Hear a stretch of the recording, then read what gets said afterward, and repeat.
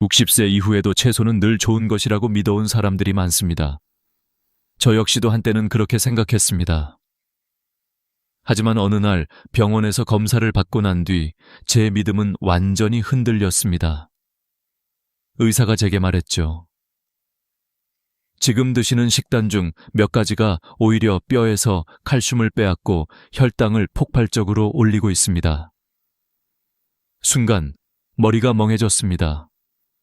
채소가 어떻게 독이 될 수 있단 말입니까?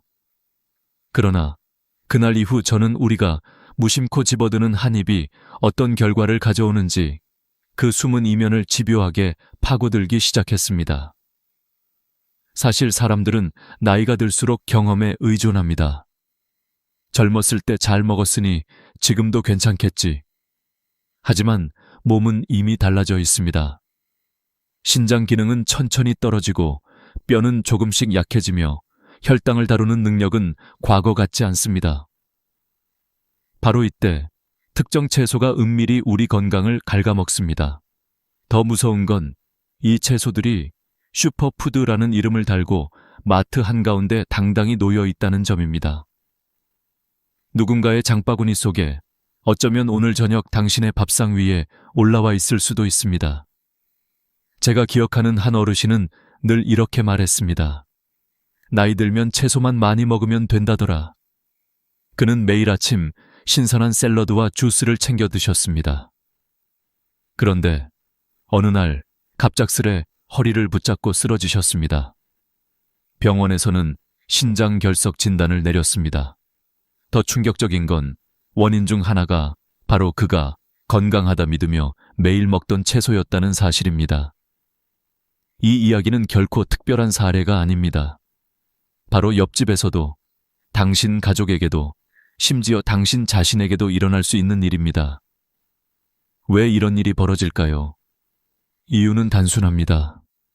채소 속에는 우리가 미처 알지 못한 성분들이 숨어 있기 때문입니다. 옥살산, 렉틴, 알칼로이드, 그리고 높은 혈당 부하 같은 것들 말입니다.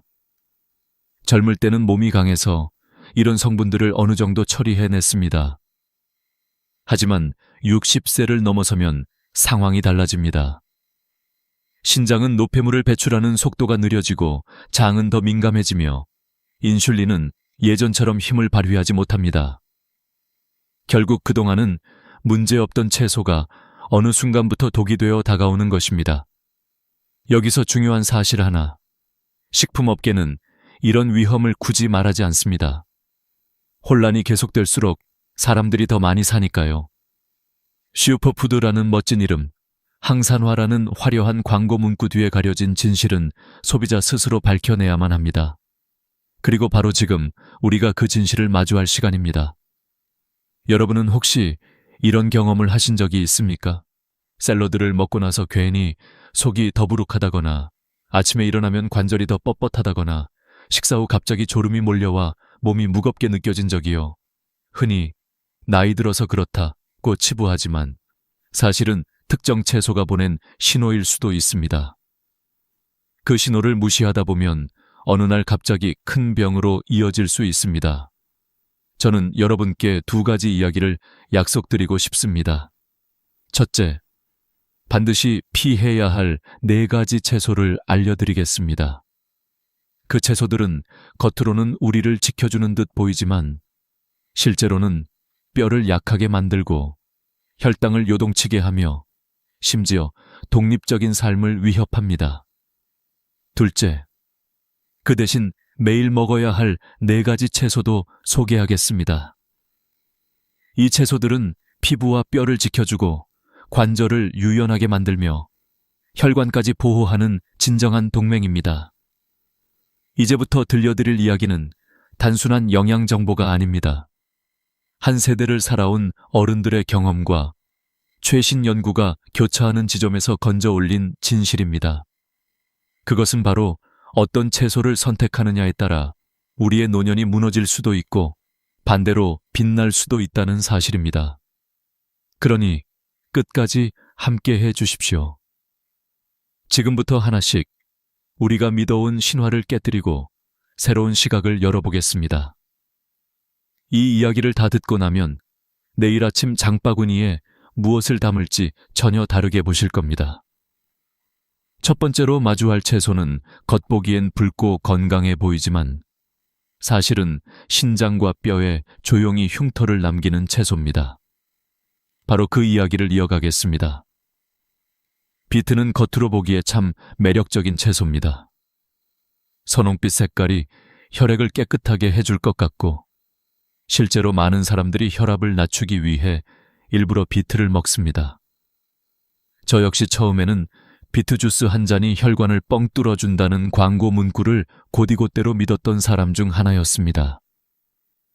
하지만 진짜 이야기는 그 뒤에 숨어 있었습니다. 나이가 들수록 비트는 우리 몸에 은밀한 짐을 남깁니다. 비트 속에는 옥살산이라는 성분이 많습니다. 옥살산은 칼슘과 결합해 날카로운 결정체를 만듭니다. 젊을 때는 신장이 이를 잘 배출하지만 60세를 넘어서면 사정이 달라집니다. 신장 기능은 점점 느려지고 그 결과 이 결정체가 몸속에 쌓여 결국 신장결석을 만들 수 있습니다.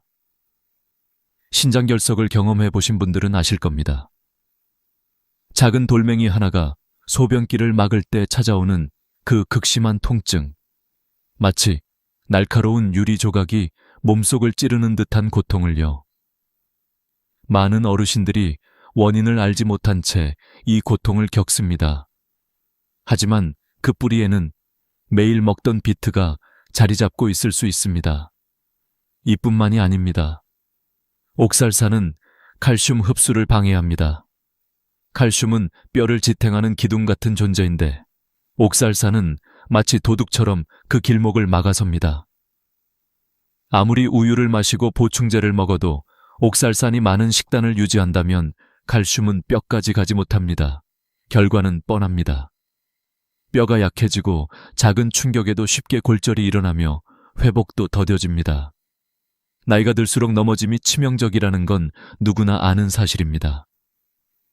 그런데 우리가 스스로 뼈를 허물고 있었다면 얼마나 억울한 일입니까?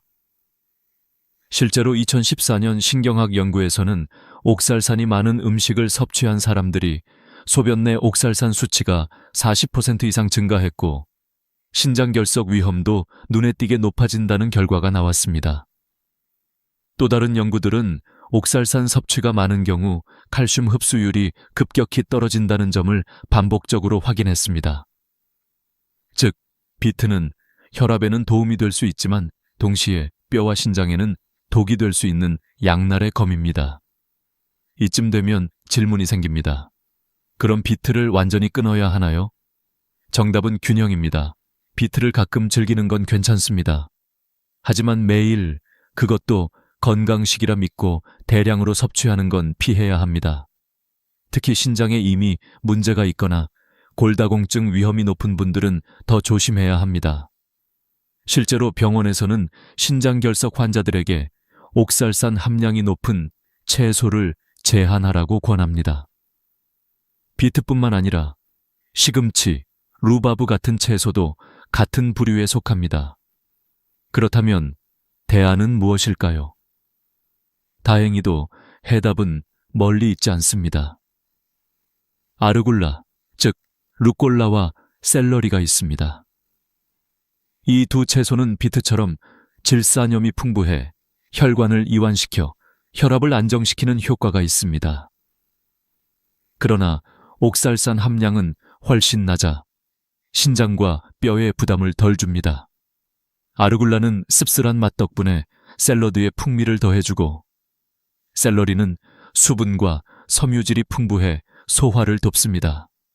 실제로 고혈압 환자들을 대상으로 한 연구에서 샐러리를 꾸준히 섭취한 그룹은 수축기 혈압이 평균 7mmHg 낮아졌다는 결과도 있습니다.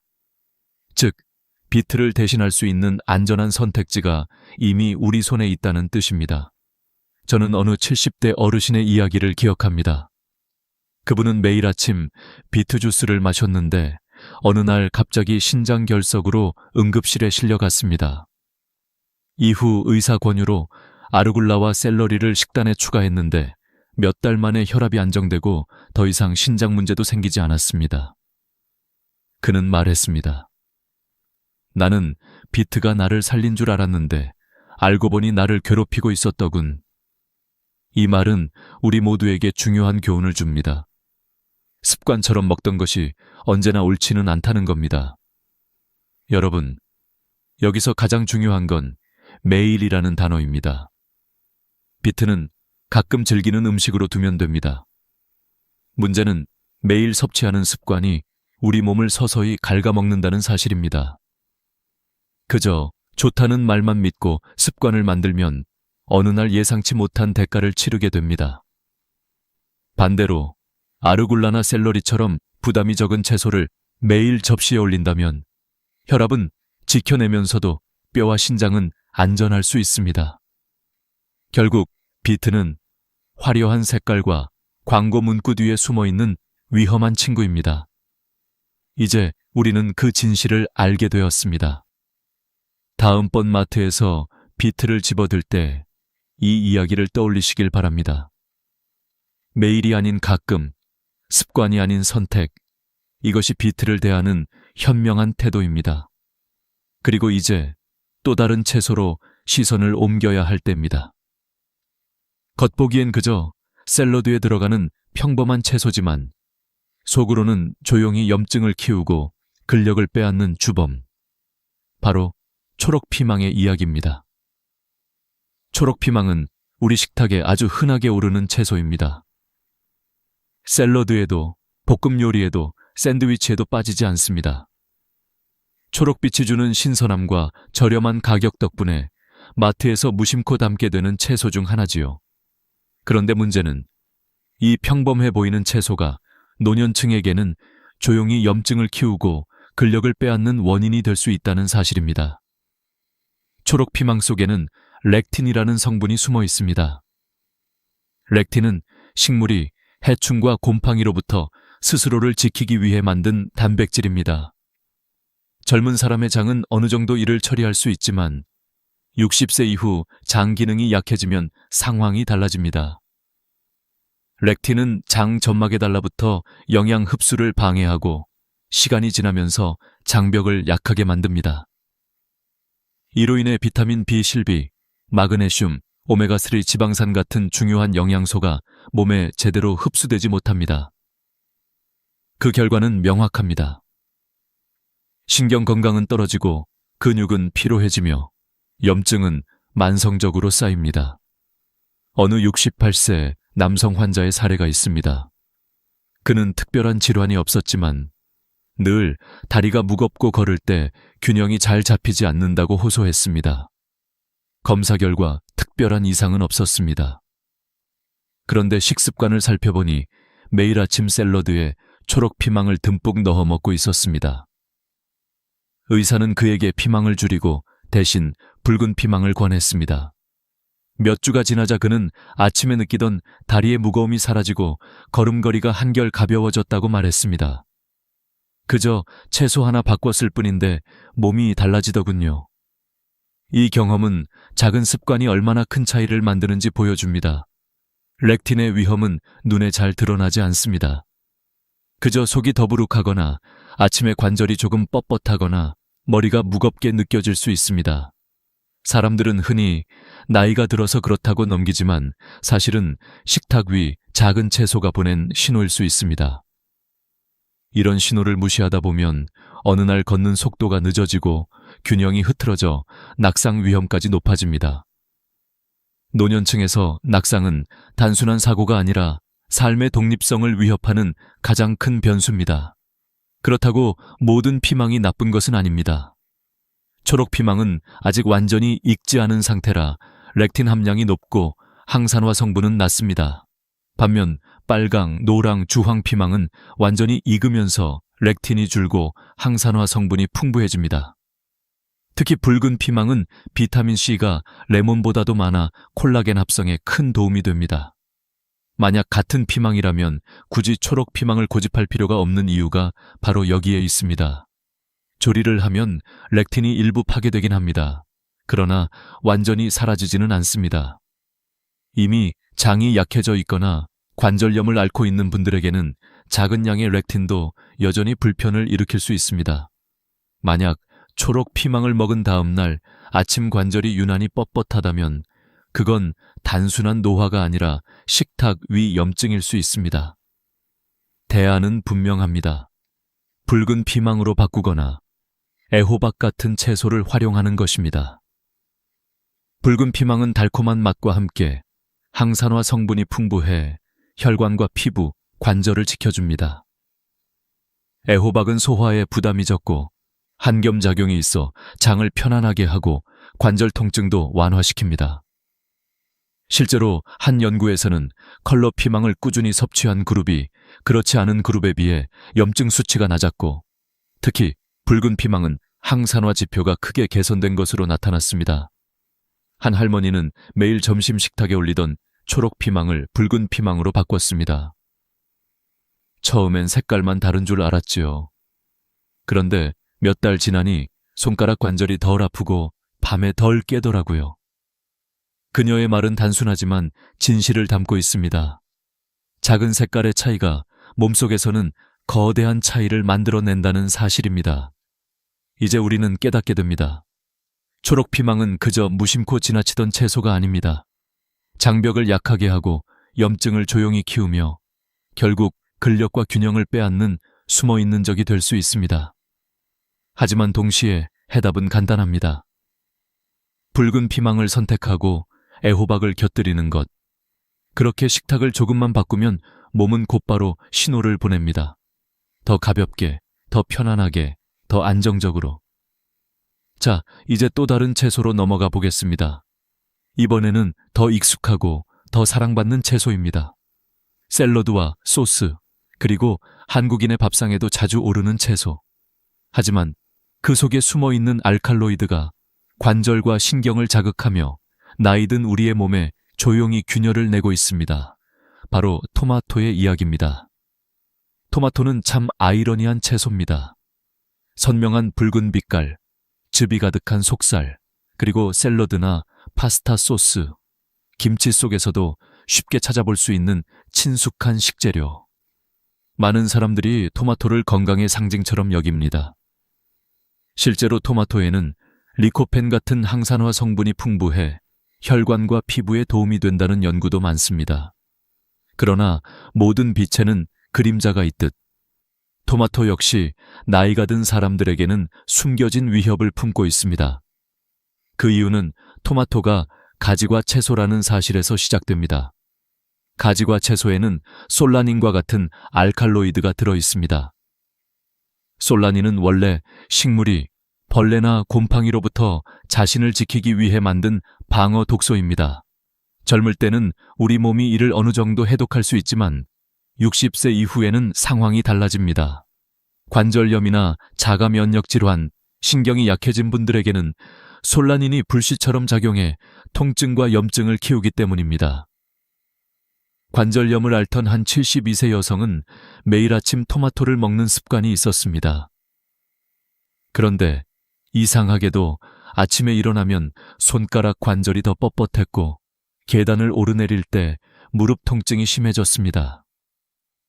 처음엔 단순히 나이 탓으로 돌렸지만 식단에서 토마토를 줄이고 다른 채소로 바꾸자 몇 주 만에 통증이 완화되었습니다.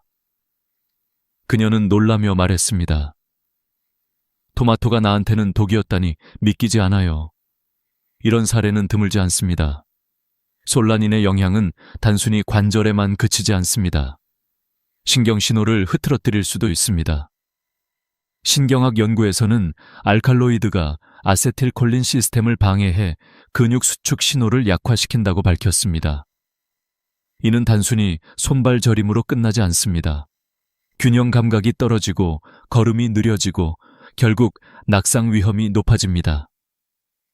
나이가 들수록 작은 낙상 하나가 삶의 독립성을 무너뜨릴 수 있다는 점을 생각하면 이는 결코 가볍게 넘길 문제가 아닙니다. 그렇다고 토마토를 무조건 멀리하라는 이야기는 아닙니다. 사람마다 민감도는 다릅니다. 어떤 사람은 토마토를 먹어도 아무 문제 없을 수 있고 어떤 사람은 소량에도 몸이 곧바로 반응합니다. 중요한 건 몸의 신호를 세심하게 살펴야 한다는 점입니다. 만약 토마토나 가지, 감자 같은 가지과 채소를 먹은 뒤 관절이 뻣뻣해지거나 손발이 저리다면 그것은 우연이 아닐 수 있습니다. 특히 감자는 토마토와 또 다른 위험을 공유합니다. 감자는 혈당 지수가 매우 높습니다. 중간 크기 구운 감자 하나가 혈당을 탄산음료 한 캔만큼 빠르게 올린다는 사실 믿기 어렵지요. 하지만 연구들은 이를 반복적으로 확인했습니다. 하버드에서 20만 명 이상을 추적한 연구에서는 매일 감자를 먹는 사람들이 제2형 당뇨병 발병 위험이 뚜렷하게 높다는 결과가 나왔습니다. 감자튀김을 자주 먹는 경우 그 위험은 무려 33%나 증가했습니다. 문제는 여기에 그치지 않습니다. 인슐린 민감성이 떨어진 노년층에서 혈당이 급격히 오르면 췌장은 더 많은 인슐린을 내보내야 합니다. 시간이 지나면 췌장은 지쳐버리고 결국 당뇨병 문턱에 다다르게 됩니다. 당뇨는 단순히 혈당만의 문제가 아닙니다. 신경 손상을 가속하고 혈관을 좁히고 심장 질환 위험을 높입니다. 게다가 솔라닌까지 겹치면 관절염과 신경 문제까지 한꺼번에 짊어지게 됩니다. 하지만 여기에도 길은 있습니다. 첫째, 감자를 주식처럼 매일 먹는 습관을 줄이는 것입니다.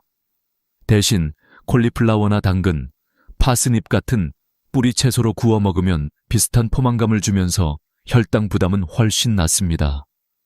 둘째, 감자를 먹더라도 삶은 형태로 그리고 단백질이나 섬유질이 풍부한 음식과 함께 먹으면 혈당 상승을 조금 늦출 수 있습니다. 마지막으로 감자튀김 같은 기름에 튀긴 형태는 반드시 피해야 합니다.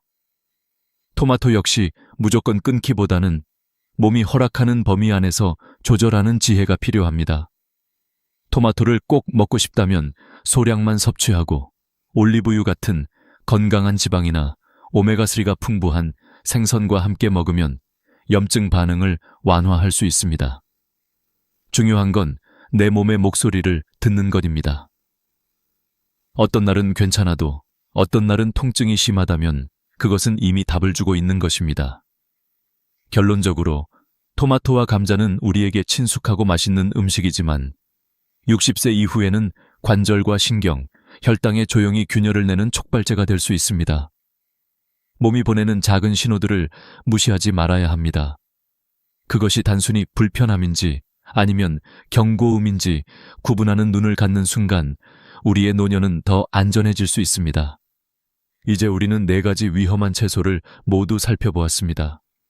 신장을 무겁게 하는 비트, 장을 자극하는 초록피망, 관절과 신경을 건드리는 토마토, 그리고 혈당을 폭발시키는 감자.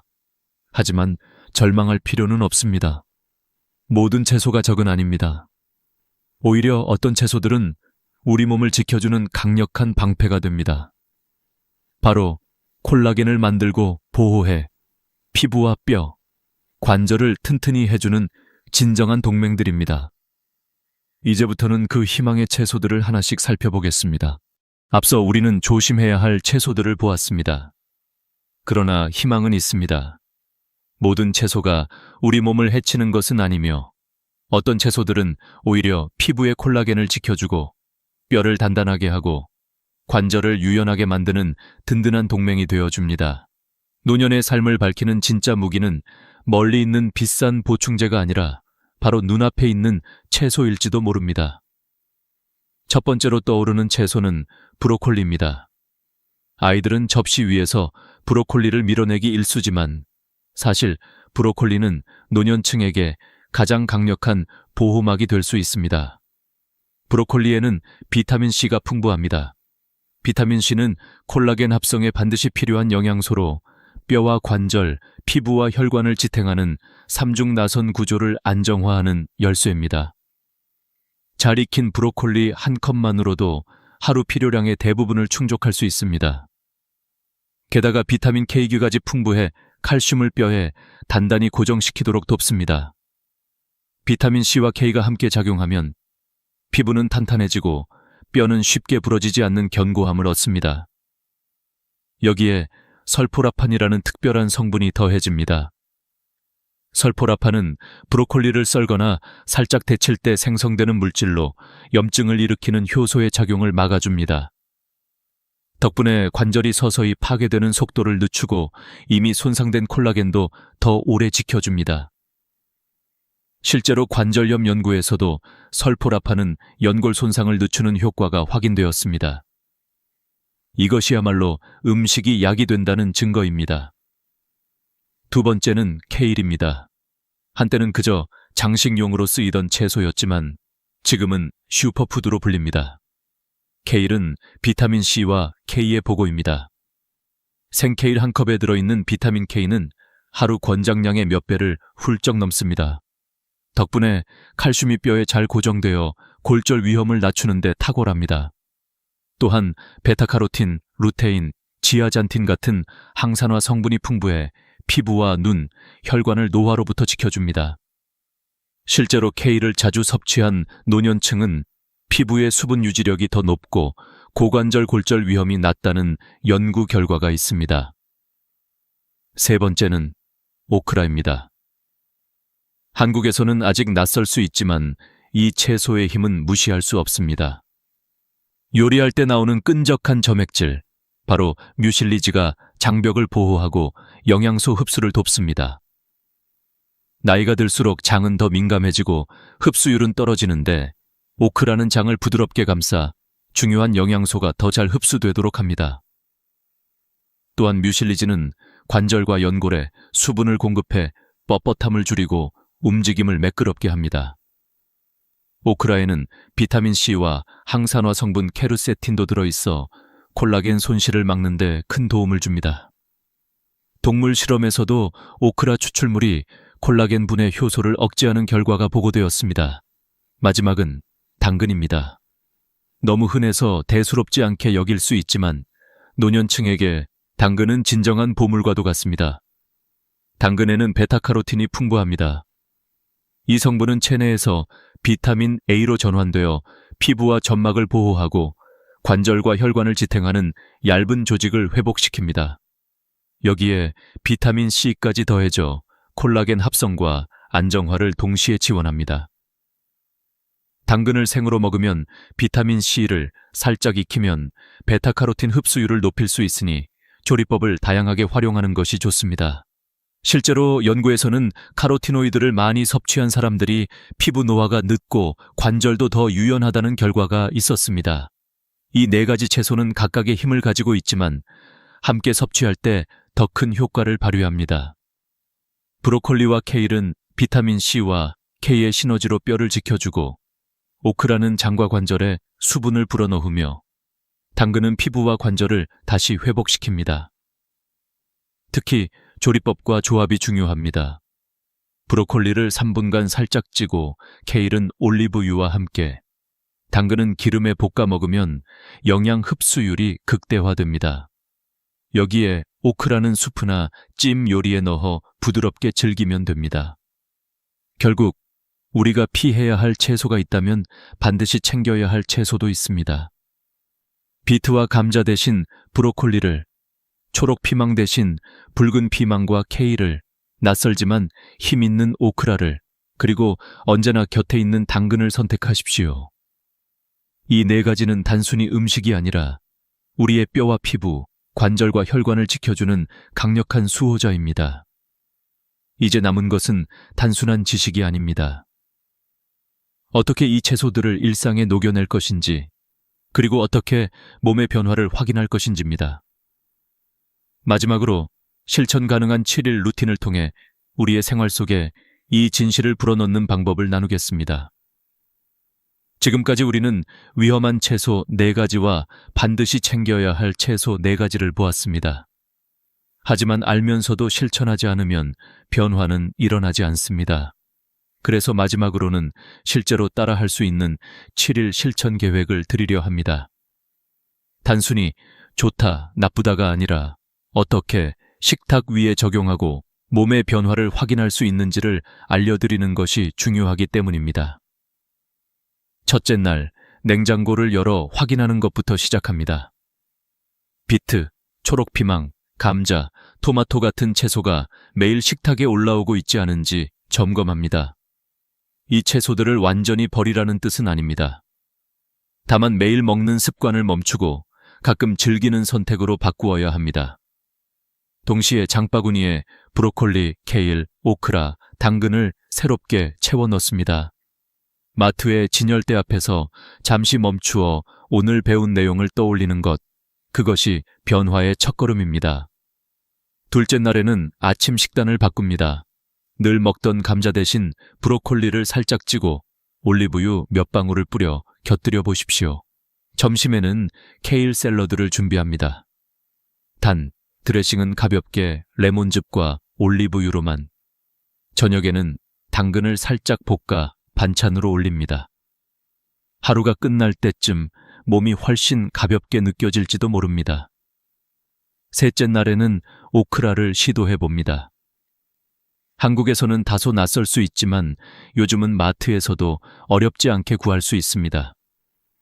오크라를 살짝 데쳐 된장국이나 수프에 넣어보세요.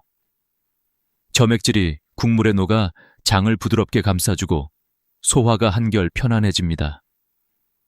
만약 관절이 자주 뻣뻣하다면 이 작은 변화가 놀라운 차이를 만들 수 있습니다. 넷째 날에는 몸의 신호를 기록해 봅니다. 아침에 일어났을 때 관절이 덜 뻣뻣했는지, 점심 이후 졸음이 줄었는지, 배가 덜 더부룩했는지, 이런 작은 신호들이 바로 몸이 보내는 대답입니다. 음식을 바꾸면 몸은 반드시 반응합니다. 그 반응을 놓치지 않고 기록하는 것, 그것이 습관을 지키는 힘이 됩니다. 다섯째 날에는 가족과 함께 나누어 보십시오. 혼자만의 변화는 오래가지 못합니다. 반찬으로 나온 초록 피망 대신 붉은 피망을 써서 요리를 해보세요. 가족들이 오늘 반찬이 왜 이렇게 달고 맛있지? 라고 묻는다면 그것이 바로 대화의 시작입니다. 식탁에서 건강을 함께 나누는 순간 실천은 더 즐거워집니다. 여섯째 날에는 수치를 점검해 봅니다. 혈압계를 꺼내 아침과 저녁 2번 측정하고 혈당계가 있다면 식사 전후를 확인해 보십시오. 브로콜리, 케일, 오크라, 당근으로 바꾼 식단이 단순히 기분만이 아니라 실제 수치에도 변화를 주는지를 직접 눈으로 확인하는 것입니다. 이 작은 실험은 내가 하는 일이 효과가 있구나라는 확신을 줍니다. 마지막 7째 날, 지난주를 돌아봅니다. 감자가 빠진 자리에는 구운 콜리플라워가 있었고 초록피망 대신 붉은 피망이 있었으며 당근과 케일, 브로콜리, 오크라가 꾸준히 식탁을 채웠을 것입니다. 몸이 더 가볍게 느껴졌는지, 아침에 관절이 덜 아팠는지, 혹은 가족과의 식탁 대화가 조금 더 활기찼는지, 변화는 바로 이런 작은 경험 속에서 쌓입니다. 여러분, 인생은 결국 선택의 연속입니다. 특히 60세 이후의 선택은 삶의 질을 결정짓는 무게를 가집니다. 채소 한 입이 단순한 음식이 아니라 내일의 걸음걸이와 기억력, 그리고 독립적인 삶을 좌우할 수 있습니다. 오늘 배운 4가지 위험한 채소와 4가지 보호 채소, 그리고 7일 실천 계획을 기억하십시오. 그것은 단순한 지식이 아니라 노년을 더 강하게 지켜주는 지혜입니다. 이제 당신께 묻습니다. 오늘 저녁 식탁에는 어떤 채소를 올리시겠습니까? 내일 아침 장바구니에는 어떤 채소를 담으시겠습니까? 그 작은 선택이 바로 당신의 몸을 지키는 시작입니다. 여러분, 혹시 이런 소식을 들으신 적 있습니까? 머지않아 대한민국 국민 3명 가운데 1명이 65세 이상이 된다는 사실 말입니다.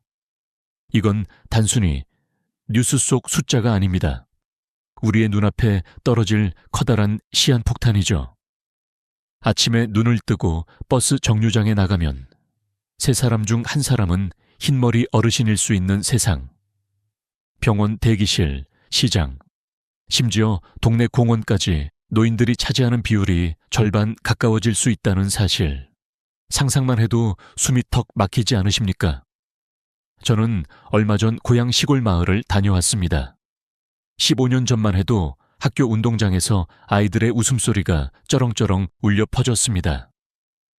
경로당에서는 노래방 기계 켜놓고 웃음꽃이 피어났지요.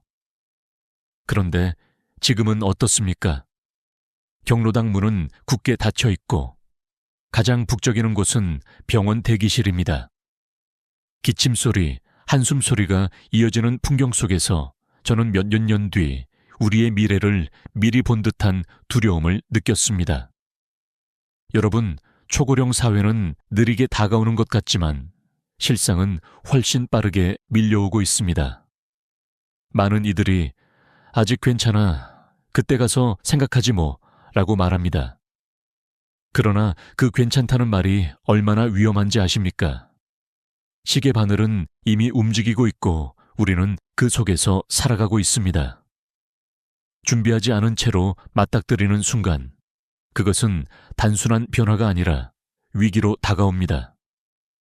제가 오늘 전하려는 이야기는 두려움만 주려는 것이 아닙니다. 오히려 희망을 심어주려는 것입니다. 왜냐하면 늙는 것은 피할 수 없는 일이지만 어떻게 늙을지는 우리가 선택할 수 있기 때문입니다. 바로 지금부터라도 준비한다면 남은 인생의 풍경은 전혀 다른 색깔로 바뀔 수 있습니다. 통계청에 따르면 우리나라는 2025년에 이미 유엔이 정의한 초고령 사회 기준을 넘어섰습니다. 65세 이상 인구가 전체의 4%를 넘는 사회. 그게 바로 우리가 사는 현실입니다. 일본은 이 단계에 도달하는데 36년이 걸렸지만 우리는 단 26년 만에 도착했습니다. 세계에서 가장 빠르게 늙는 나라, 그것이 바로 한국입니다. 이 사실 하나만으로도 우리는 지금 얼마나 큰 파도 앞에 서 있는지 알 수 있습니다. 여러분, 그 파도가 단순히 먼 바다에서 밀려오는 게 아닙니다. 이미 우리 발목까지 찰랑찰랑 차오르고 있습니다. 병원 예약이 예전보다 훨씬 늦어지고 간병인을 구하려면 한 달 이상을 기다려야 한다는 이야기를 주변에서 심심찮게 듣게 됩니다. 그리고 혼자 사는 노인의 수가 10년 만에 2배 이상 늘어났습니다. 이건 뉴스 속의 숫자가 아니라 우리 이웃집, 바로 옆집에서 벌어지고 있는 현실입니다. 저는 여기서 한 가지 질문을 던지고 싶습니다. 여러분은 준비가 되어 있습니까? 건강을 지키기 위한 작은 습관, 은퇴 이후를 위한 재정 계획, 디지털 기술을 익히는 작은 노력, 가족 안에서의 대화와 합의. 이 네 가지를 지금 당장 시작하지 않는다면 미래는 우리를 기다려주지 않습니다. 그러나 여러분, 두려움 속에만 머물 필요는 없습니다. 일본, 덴마크, 그리고 일부 우리 지역 사회가 이미 보여주고 있듯이 답은 존재합니다. 그리고 그 답은 거창한 것이 아니라 우리가 오늘 저녁 당장 할 수 있는 작은 실천에서 시작됩니다. 지금은 단순한 경고가 아니라 행동을 요구하는 시간입니다. 병원 대신 공원에서, 병상 대신 여행지에서, 외로움 대신 웃음 속에서 노후를 맞이하고 싶다면 준비는 오늘부터 시작해야 합니다. 오늘 영상에서 제가 전하고 싶은 첫 번째 메시지는 바로 이것입니다. 초고령 사회라는 거대한 파도는 이미 밀려오고 있고 그 파도를 어떻게 탈지는 오직 우리 손에 달려 있다는 사실입니다. 이제 저는 여러분을 조금 더 깊은 이야기로 안내하고자 합니다. 왜 우리나라가 이렇게 빠르게 늙어가고 있는지, 그리고 그 속도가 어떤 결과를 불러올 것인지, 그 다음 단계에서 우리는 반드시 그 진실을 마주해야 합니다. 여러분, 이제 본격적으로 왜 우리나라가 이렇게 빠르게 늙어가고 있는지 그 이유를 살펴봅시다. 사실 고령화는 어느 나라에서나 피할 수 없는 흐름입니다. 하지만 한국은 그 속도가 유난히 가파릅니다. 일본이 초고령 사회에 도달하는데 36년이 걸렸다면 우리는 불과 26년 만에 같은 지점에 도착했습니다. 단 10년 이상 차이가 나는 이 속도의 차이는 단순히 숫자의 문제가 아닙니다. 앞으로 10년, 20년 뒤 우리의 삶 전반을 바꿔놓을 무게입니다.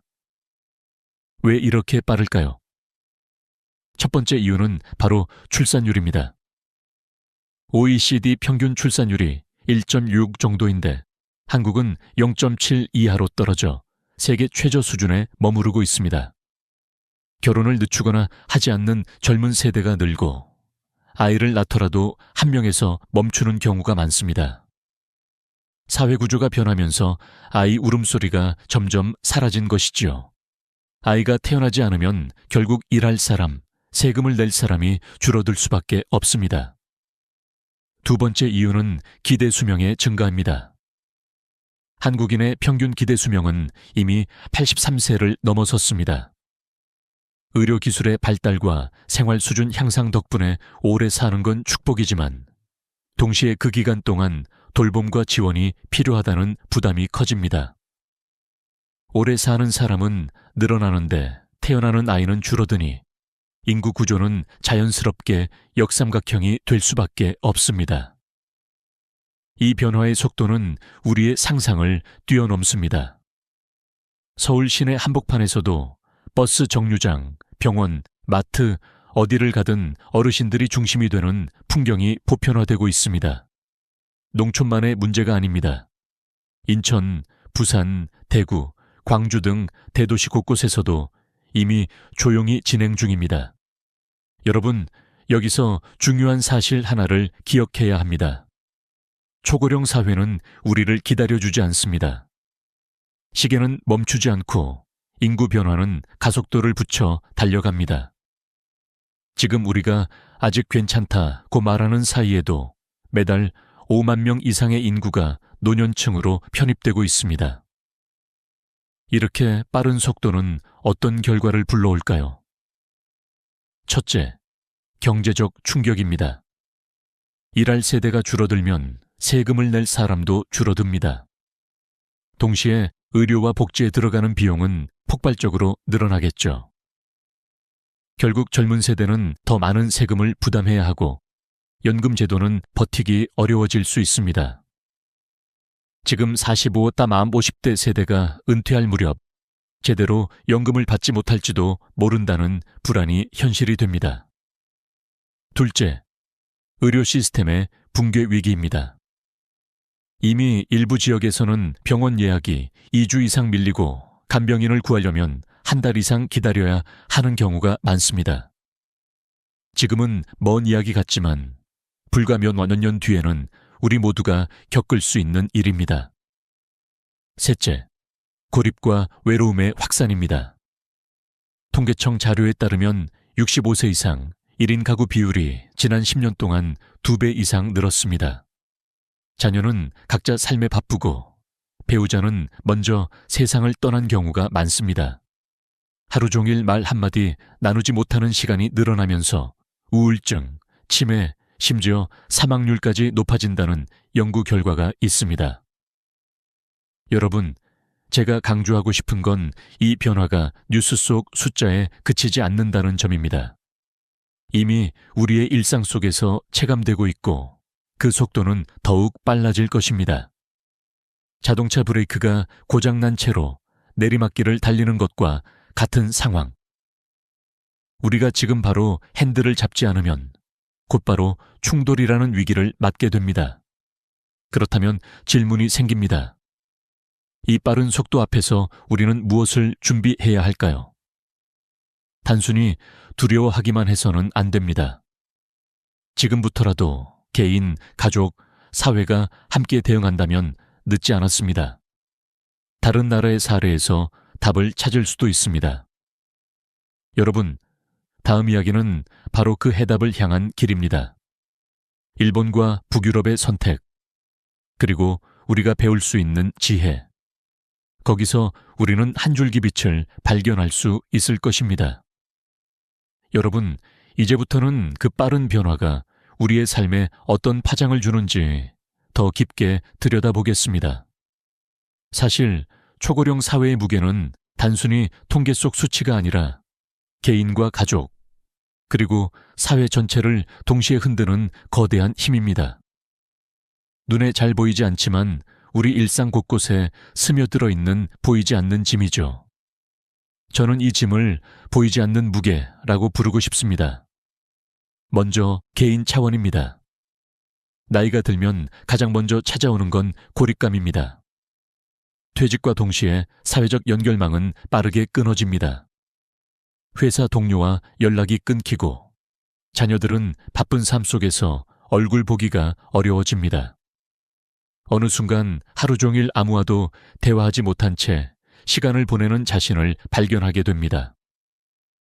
심리학에서는 이를 사회적 단절이라고 부르는데 이 단절이 길어지면 우울증, 인지 기능 저하, 그리고 치매 위험이 급격히 높아집니다. 영국의 한 연구에 따르면 사회적 교류가 거의 없는 노인의 사망률은 그렇지 않은 노인보다 30% 이상 높다고 합니다. 외로움이 단순한 감정이 아니라 생명을 위협하는 요소가 되는 것입니다. 두 번째는 가족 차원입니다. 부모를 돌봐야 하는 자녀 세대의 부담은 상상 이상입니다. 경제적 부담은 물론이고 정신적 압박까지 더해집니다. 누가 병원에 모시고 갈 것인가? 간병비는 누가 더 낼 것인가? 이 문제로 형제 자매 간의 갈등이 폭발하는 경우가 많습니다. 심지어 평생을 함께 살아온 부부 간에도 갈등이 깊어지기도 합니다. 부모 본인 역시 자녀에게 미안함과 고마움 사이에서 심리적 고통을 겪게 됩니다. 결국 가족이라는 울타리 안에서 갈등의 불씨가 번지고 수십 년간 쌓아온 정이 한순간에 무너지는 사례도 적지 않습니다. 세 번째는 사회 차원입니다. 복지 예산은 눈덩이처럼 불어나지만 그 비용을 감당할 젊은 세대는 줄어듭니다. 내 세금은 다 어디로 가는 거냐? 라는 불만이 젊은 층에서 터져 나오고 우리가 살아온 세월을 왜 이렇게 무시하느냐는 억울함이 노년층에서 쌓입니다. 이 갈등은 단순한 돈 문제가 아니라 세대 간 신뢰 자체를 무너뜨립니다. 사회의 근본적인 결속력이 흔들리는 것입니다. 저는 여기서 한 가지 현실적인 장면을 떠올립니다. 어느 시골 마을의 병원 대기실 풍경입니다. 환자 대부분이 70세 이상 어르신이었고 대기 시간은 2~3시간 이상이었습니다. 진료를 기다리며 나누는 대화는 기침소리와 한숨으로 가득했습니다. 그런데 이 풍경은 더 이상 시골만의 이야기가 아닙니다. 서울 강남의 종합병원에서도 예약은 몇 주씩 밀리고 진료받는 시간보다 기다리는 시간이 더 길어졌습니다. 이는 단순한 불편함을 넘어 의료 시스템의 한계를 보여주는 장면입니다. 더 큰 문제는 우리가 이 변화를 과소평가한다는 점입니다. 사람은 미래의 고통을 현재보다 가볍게 여기는 경향이 있습니다. 심리학에서는 이를 현재 편향이라고 부릅니다. 아직은 괜찮아, 그때 가서 생각하지 뭐. 하지만 그 언젠가는 생각보다 훨씬 빨리, 그리고 한꺼번에 찾아옵니다. 준비하지 않은 상태에서 맞닥뜨리는 순간, 변화는 단순한 고통이 아니라 위기가 됩니다. 여러분, 혹시 이런 경험 있으십니까? 갑작스럽게 부모님이 쓰러져 병원에 입원하시고 형제 자매끼리 누가 간병할지, 비용은 어떻게 나눌지 2~3시간 만에 결정을 내려야 하는 상황. 아무 준비가 되어 있지 않으니 결국 감정 싸움으로 번지고 마음의 상처는 오래도록 남습니다. 이게 바로 준비 없는 가족이 겪게 되는 현실입니다. 그렇다면 우리는 어떻게 해야 할까요? 답은 분명합니다. 개인은 고립을 막기 위해 의도적으로 사회적 연결망을 만들고 가족은 미리 대화와 합의를 통해 갈등의 씨앗을 줄이며 사회는 신뢰를 지탱할 새로운 구조를 세워야 합니다. 하지만 이 답을 구체적으로 실행하기 위해서는 다른 나라의 사례를 살펴보는 것이 큰 도움이 됩니다. 우리보다 먼저 이 길을 걸은 나라들이 있으니까요. 여러분, 다음 이야기는 바로 그 해답을 찾는 과정입니다. 일본, 덴마크, 그리고 북유럽이 선택한 길에서 우리는 어떤 지혜를 배울 수 있을까요? 여러분, 이제 우리는 시선을 밖으로 돌려야 합니다. 우리보다 먼저 초고령 사회를 경험한 나라들은 어떤 선택을 했을까요? 그들의 성공과 실패 속에서 우리는 무엇을 배울 수 있을까요? 저는 이 질문을 찾아 일본과 북유럽, 그리고 몇몇 작은 마을의 사례를 깊이 들여다보았습니다. 먼저 일본입니다. 일본은 2013년에 초고령 사회에 진입했습니다. 당시 일본은 의료비 폭증, 간병인 부족, 고독사 증가라는 삼중고를 겪으며 몸살을 앓았습니다. 그러나 그들은 포기하지 않았습니다. 지역 커뮤니티 케어 시스템을 꺼내 들었습니다. 한 구역 안에서 병원, 약국, 재활센터, 노인 주거시설, 복지관을 서로 연결해 놓은 구조입니다. 어르신이 병원 진료를 받고 약을 타고 재활치료까지 받는 과정을 버스 타고 30분씩 이동하지 않아도 생활권 안에서 해결할 수 있도록 만든 것이죠. 이웃끼리 일정 교육을 받은 뒤 돌봄 자원봉사자로 활동하도록 하여 전문 인력이 부족할 때도 최소한의 지원이 가능하게 했습니다. 그 결과 고립은 줄고 의료 시스템의 효율은 높아졌습니다. 여기서 중요한 건 단순한 제도가 아니라 가까움입니다. 병원, 복지관, 문화시설이 걸어서 10분 안에 모여 있어야 노인이 사회와 단절되지 않는다는 점. 일본은 그 사실을 정확히 짚어냈습니다. 다음은 덴마크입니다. 덴마크는 노인을 부담으로 보지 않았습니다. 오히려 경험 많은 일꾼으로 바라봤습니다. 은퇴 연령을 늦추고 고령자 맞춤형 일자리를 만들었습니다. 체력은 덜 쓰지만 경력과 지혜가 중요한 분야, 예를 들어 도서관 사서, 지역 문화 해설사, 원예 관리 같은 직업을 어르신들에게 맡겼습니다. 국가에서 재교육 프로그램을 무료로 제공해 65세 이후에도 새로운 기술을 배우고 다시 일할 수 있도록 돕기도 했습니다. 그 결과 70대 취업률은 OECD 평균을 훌쩍 넘었고 노인 빈곤율은 7%대로 세계 최저 수준을 기록했습니다. 덴마크 사회가 노인을 부담이 아닌 자원으로 인식했기 때문에 가능했던 일입니다. 여러분, 여기에 또 하나 주목할 점이 있습니다. 덴마크의 어르신들은 경제적 안정뿐 아니라 심리적 건강까지 지켜냈습니다. 아침에 일어나 출근할 이유가 있다라는 건 자신이 여전히 사회에 필요한 존재라는 감각을 준다는 뜻입니다. 이것이야말로 고령화 사회에서 가장 강력한 백신일지 모릅니다. 그리고 우리나라 안에서도 작은 희망들이 피어나고 있습니다. 전남의 한 농촌 마을에서는 마을 회관을 공동 돌봄센터로 바꿨습니다. 어르신들이 함께 식사하고 주 3회 간호사가 건강을 체크합니다. 홀로 사는 어르신이 갑자기 쓰러져도 함께 식사하던 이웃들이 바로 발견해 병원으로 연결할 수 있습니다. 또 경기도 일부 지자체에서는 실버 창업 지원 프로그램을 운영합니다. 전통 먹거리 판매, 수공예, 소규모 텃밭 재배 등 작지만 안정적인 수익을 낼 수 있는 아이템을 지원하고 판매처까지 연결해 줍니다. 여러분, 이 모든 사례에는 세 가지 공통점이 있습니다. 첫째, 고립을 막는 사회적 연결망을 구축했다는 점. 둘째, 노인의 경험과 시간을 자원으로 활용했다는 점. 셋째, 의료와 돌봄 서비스를 생활권 안으로 끌어왔다는 점. 이 세 가지 원칙은 국가 차원에서뿐 아니라 지자체, 심지어 한 가족 단위에서도 적용할 수 있는 보편적 지혜입니다. 저는 이 사례들을 보면서 큰 깨달음을 얻었습니다. 늙어가는 건 피할 수 없지만 어떻게 늙을지는 준비에 달려있다는 사실 말입니다. 일본의 지역 커뮤니티, 덴마크의 재취업 정책, 그리고 우리 농촌의 공동 돌봄은 모두 같은 메시지를 던집니다. 고립을 막아라, 자원을 활용하라, 가까움을 확보하라. 여러분, 그렇다면 이제 중요한 질문이 남습니다. 다른 나라와 다른 마을은 이렇게 준비했었는데 우리는 지금 무엇을 해야 할까요? 답은 바로 우리 각자의 선택 속에 있습니다.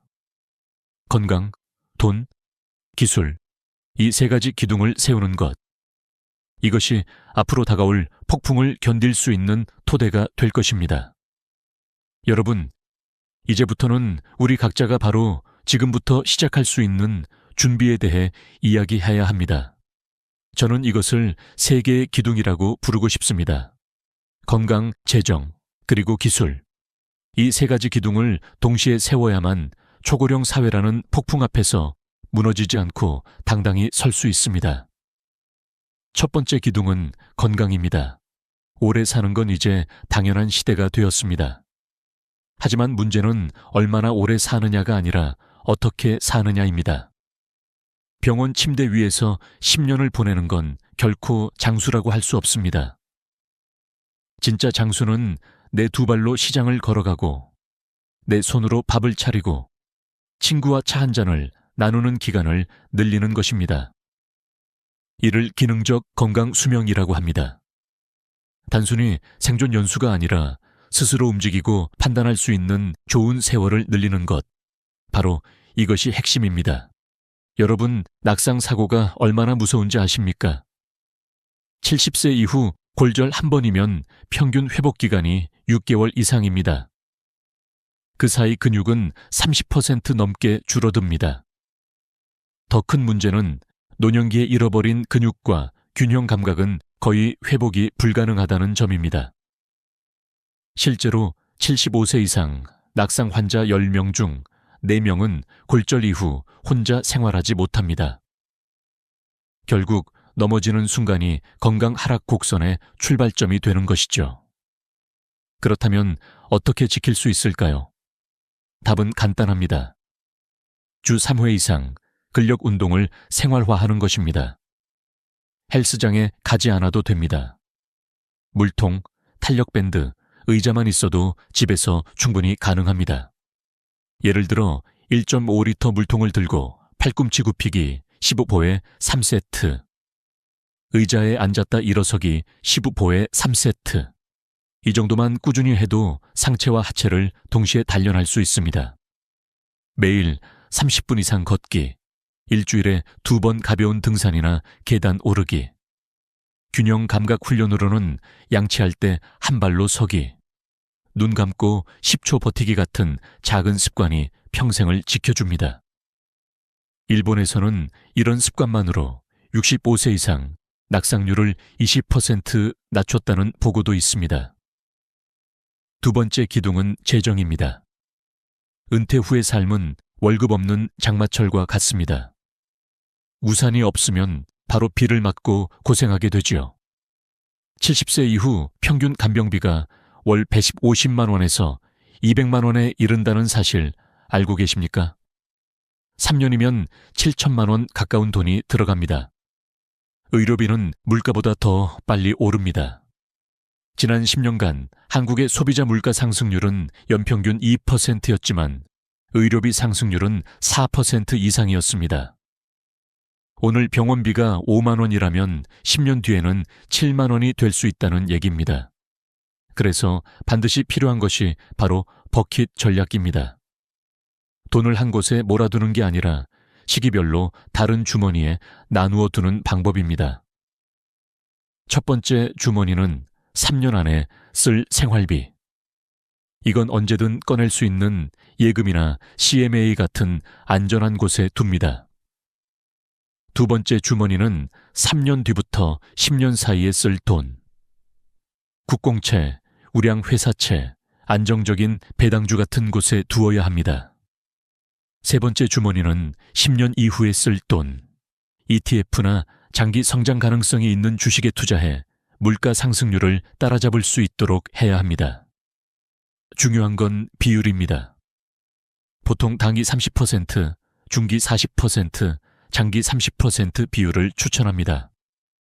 이렇게 하면 당이 생활비부터 장기 자산 성장까지 동시에 대비할 수 있습니다. 세 번째 기둥은 기술입니다. 지금 세상은 디지털을 모르면 혜택을 놓치고 불편함을 감수할 수밖에 없습니다. 복지 신청, 병원 예약, 요양 서비스 안내, 정부 지원금 조회까지 대부분이 앱과 홈페이지에서만 가능해졌습니다. 스마트폰 하나로 정부 지원금을 신청할 수 있는데 기술을 몰라 기한을 놓쳐 수십만 원을 날린 사례도 있습니다. 기술이라고 해서 어려운 것이 아닙니다. 스마트폰 결제와 송금, 온라인 병원 예약과 원격 진료, 정부 복지, 앱 사용, 영상 통화. 이 네 가지만 익혀도 노후의 삶이 훨씬 안전하고 편리해집니다. 여러분, 중요한 건 마음가짐입니다. 나는 기계에 약하다라는 생각을 단 한 번만 넘어서는 순간 세상은 훨씬 넓고 편리해집니다. 행정복지센터, 주민자치센터, 노인복지관 등에서는 이미 무료 교육 프로그램을 운영하고 있습니다. 배우는 데는 몇 시간이면 충분합니다. 배우지 않는다면 평생 불편함과 손해가 따라옵니다. 건강, 돈, 기술. 이 세 가지 기둥을 세우는 건 거창한 것이 아닙니다.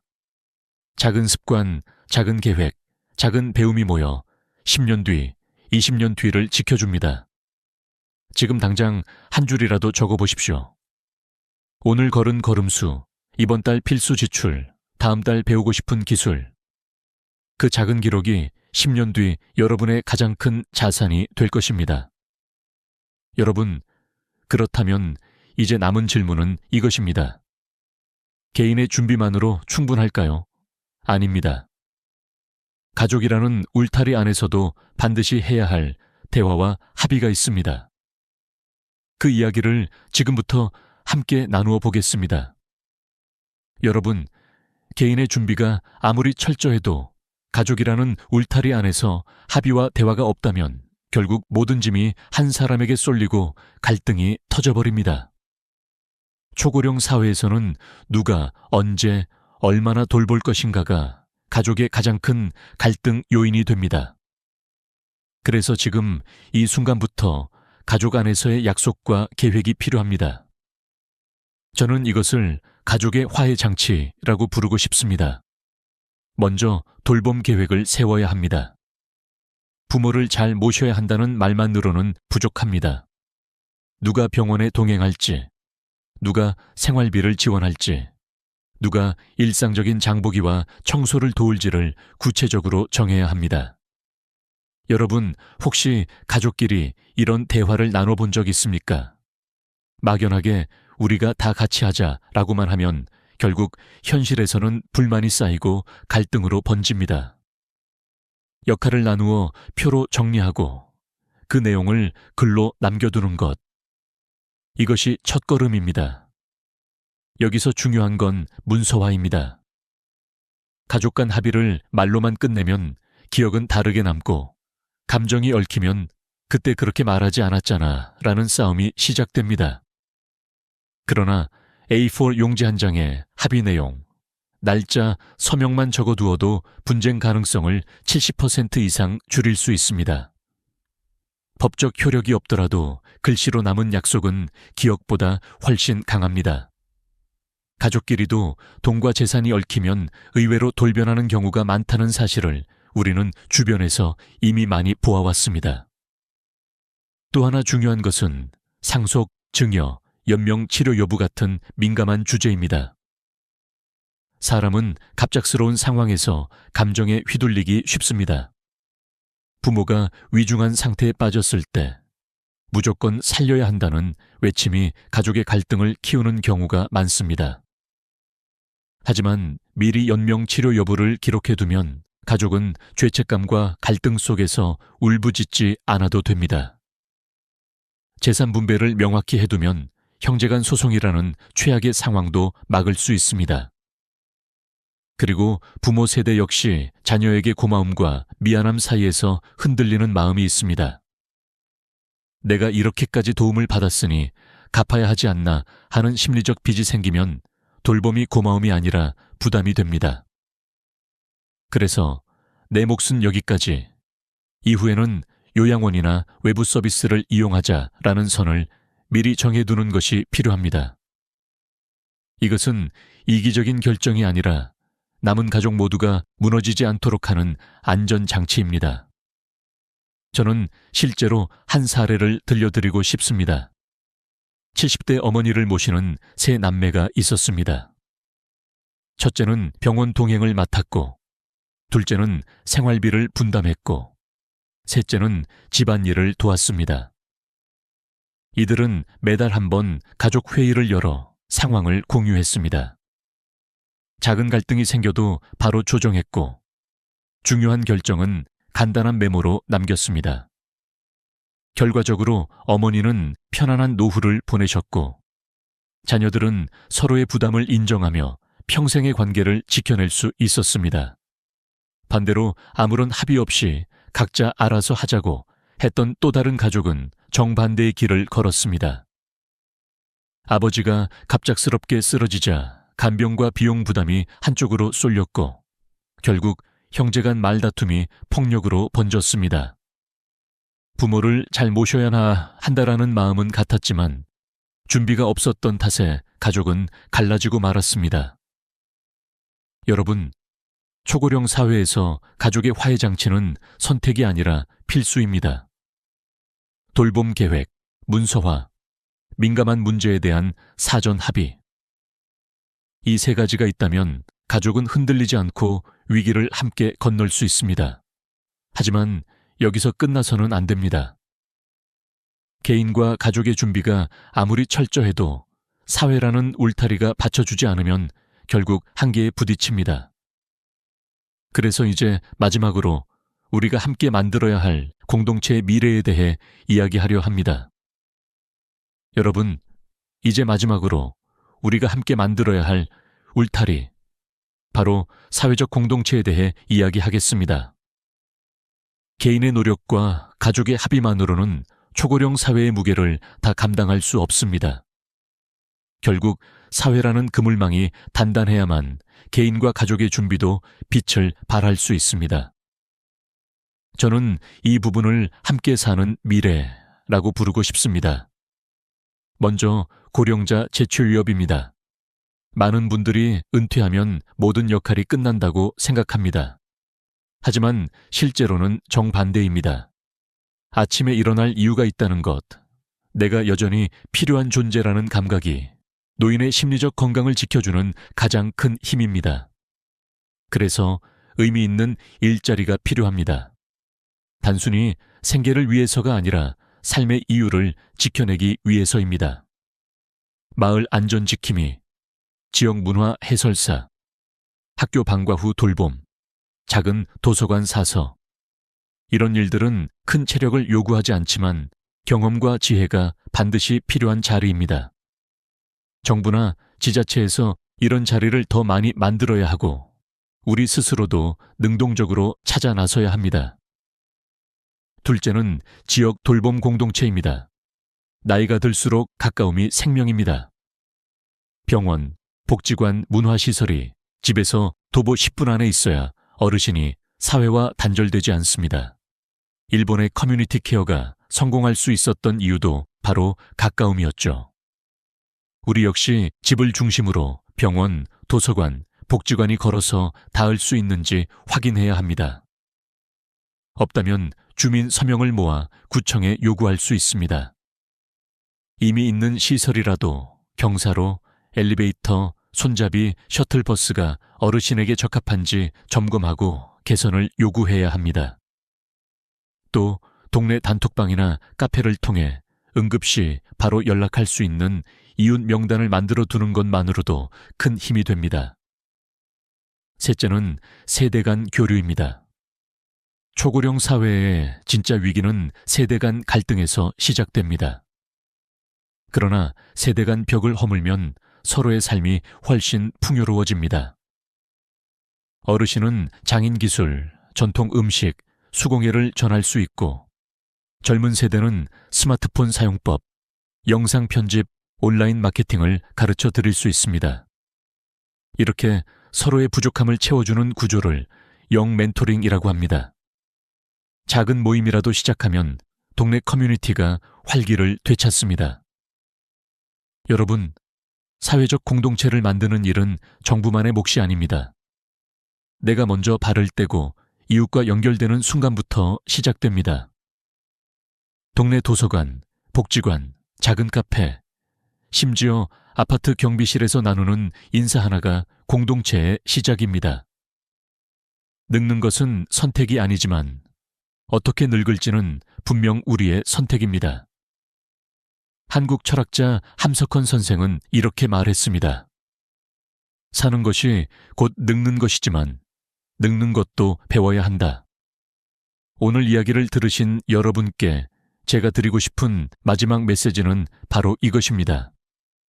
준비 없이 흘려보낸 하루가 쌓이면 후회가 되는 노년이 됩니다. 하지만 오늘부터 단 한 걸음이라도 내디딘다면 그 걸음이 10년 뒤 여러분을 지켜주는 울타리가 될 것입니다. 여러분이 생각하는 행복한 노년의 조건은 무엇입니까? 건강입니까? 사랑하는 사람과의 시간입니까?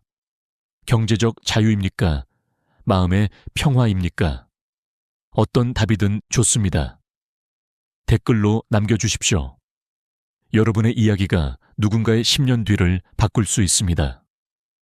오늘 영상을 끝까지 시청해 주셔서 진심으로 감사드립니다.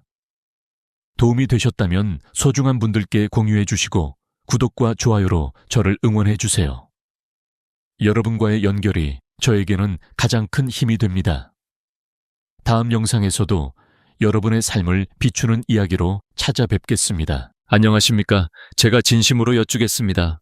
여러분은 예전처럼 부부관계에서 더 이상 뜨거운 열정을 유지하지 못한다고 느껴본 적이 있으십니까? 남자의 자존심이자 자부심이었던 자신감이 어느 순간 바닥까지 떨어져 버린 적이 있으십니까? 많은 분들이 그저 속으로만 받아들이며 나이 들면 어쩔 수 없다고 스스로 위로합니다. 그러나 오늘 저는 단호하게 말씀드리고 싶습니다. 활력 저하와 피로가 계속되는 현상은 단순히 나이가 들어서가 아닙니다. 그것은 바로 여러분의 몸속에서 남성 호르몬 공장이 점점 멈추고 있다는 경고 신호입니다. 그리고 방치한다면 그 결과는 매우 심각할 수 있습니다. 전립선 질환에서부터 혈관과 관련된 위험한 문제까지 이어질 수 있습니다. 부디 저에게 단 15분만 귀를 기울여 주십시오. 오늘 이야기를 끝까지 들으신다면 여러분은 활력으로 가득한 아침을 되찾고 부부의 밤이 여전히 20살처럼 뜨거울 수 있는 방법을 알게 될 것입니다. 더 이상 지치고 참고 사는 삶은 필요 없습니다. 저는 확신합니다. 만약 이 기회를 놓치신다면 언젠가 반드시 후회하게 될 것입니다.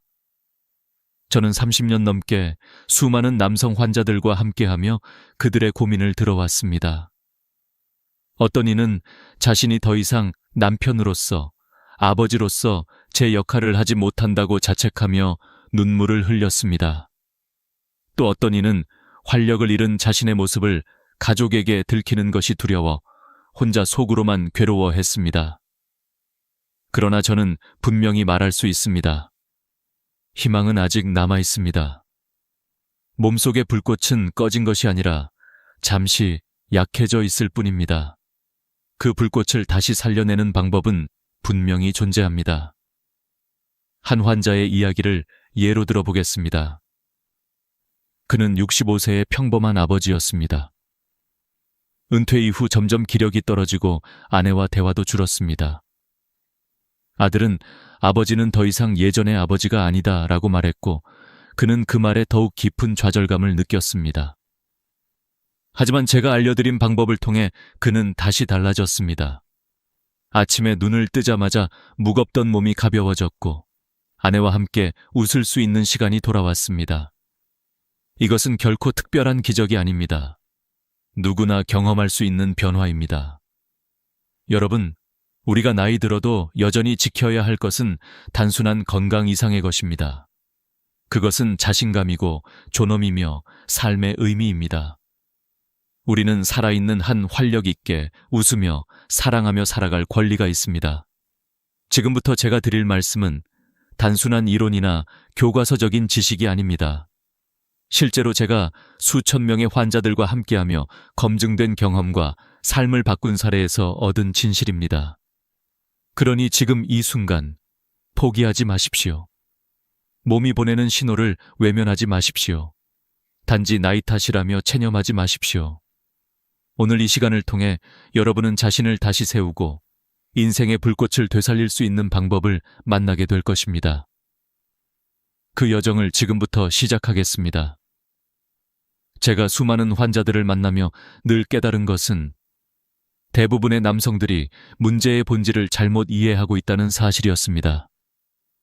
힘이 떨어지고 자신감이 사라지고 부부 관계가 예전 같지 않으면 사람들은 흔히 나이를 탓합니다. 그래서 홍삼, 녹용, 값비싼 보약을 찾아 먹고 또 다른 보충제를 억지로 채워 넣습니다. 하지만 잠깐 좋아지는 듯 하다가 금세 원래대로 돌아오는 경험, 여러분도 해보신 적이 있지 않습니까? 바로 그 이유는 우리가 늘 가지와 잎이만 돌보고 뿌리를 돌보지 않았기 때문입니다. 여러분, 우리 몸은 큰 나무와 같습니다. 활력과 에너지는 가지와 잎입니다. 하지만 뿌리가 썩으면 아무리 물을 주고 비료를 줘도 소용이 없습니다. 결국 나무 전체가 말라버리는 것이죠. 인간의 몸도 마찬가지입니다. 남성의 활력과 자신감을 지탱하는 뿌리, 그것은 바로 장, 창입니다. 장은 단순히 음식을 소화하는 곳이 아니라 우리 몸의 에너지를 흡수하고 면역을 만들며 호르몬 생산까지 관여하는 숨겨진 공장입니다. 현대의학은 장을 제2의 뇌라고 부릅니다. 실제로 행복 호르몬이라 불리는 세로토닌의 90% 이상이 장에서 만들어집니다. 또 수천억 마리의 미생물이 장 속에서 살면서 우리가 먹은 음식을 분해하고 몸이 쓸 수 있는 영양으로 전환합니다. 하지만 나이가 들수록 그리고 짜고 기름진 음식, 술, 스트레스가 쌓일수록 이 균형은 무너집니다. 유익균은 줄어들고 해로운 균이 차지합니다. 그 결과 독소가 만들어지고 염증 물질이 혈액 속으로 흘러들어가 전신을 공격합니다. 그 독소가 혈관을 손상시키면 고혈압, 동맥경화, 심근경색 위험이 올라갑니다. 뇌로 올라가면 기억력 저하와 치매의 위험이 커집니다. 심지어 남성 호르몬 분비에도 영향을 미쳐 활력 저하와 자신감 상실로 이어집니다. 그래서 어떤 분들은 몸이 피곤할 뿐 아니라 마음까지 무너져 버립니다. 의욕이 사라지고 무기력과 우울감이 덮쳐오는 것이지요. 실제 연구에서도 이런 사실이 확인되었습니다. 장내 환경이 건강하지 못한 남성은 테스토스테론 수치가 현저히 낮게 나타났습니다. 반대로 유익균이 풍부한 사람들은 같은 나이라도 훨씬 활력이 높고 자신감이 유지되었습니다.